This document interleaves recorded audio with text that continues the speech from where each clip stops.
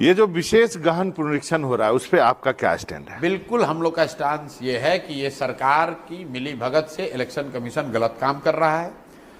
इसके दो तथ्य हैं कि भाई अभी 1.5 साल पहले यहाँ चुनाव हुआ है, तो जो वोटर लिस्ट बना वो चुनाव आयोग ने बनाया। अभी लोकसभा का चुनाव उसी से हुआ है। तो अगर आप कह रहे हैं कि वो वोटर लिस्ट खराब है, गलत है, अशुद्ध है, तो भाई उसमें नेपाली हैं, बांग्लादेशी हैं, तो क्या चुनाव आयोग ये मानने को तैयार है कि लोकसभा का जो चुनाव हुआ, जो पार्लियामेंट का चुनाव हुआ, जिस चुनाव से मोदी जी प्रधानमंत्री बने, वो वोटर लिस्ट शुद्ध नहीं था? अगर आप ये कह रहे हैं कि लोकसभा चुनाव के बाद लोग आ गए नेपाल से, बांग्लादेश से, तो लोकसभा चुनाव के बाद बिहार में देश में सरकार किसकी है? वो भाजपा और नीतीश की है।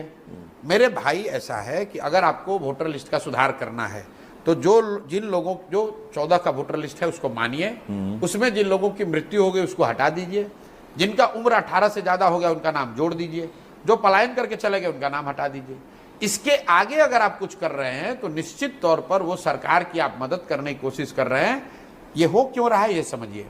ये हो इसलिए रहा है कि जो मैं आपको बार बार आंकड़ा दे रहा हूं कि 60% से ज्यादा लोग बिहार में बदलाव चाहते हैं, और उसमें सबसे बड़ा वर्ग है प्रवासी बिहारियों का, जो लोग बिहार से बाहर गए हैं।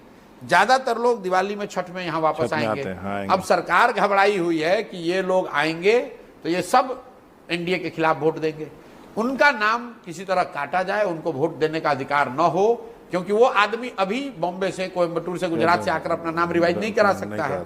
इसीलिए भाजपा की कहने पर या भाजपा की मदद के लिए चुनाव आयोग ये कर रहा है, जो कि गलत है।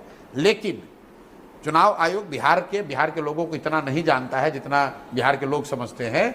बिहार के लोग बहुत राजनीतिक लोग हैं, ये मानने वाले लोग नहीं है। हर हालत में हर व्यक्ति अपना नाम उसमें जुड़वा लेगा। किसी न किसी तरह का कागज जो चुनाव आयोग चाहता है हम लोग प्रोड्यूस करेंगे, सब वोटर वोट देगा।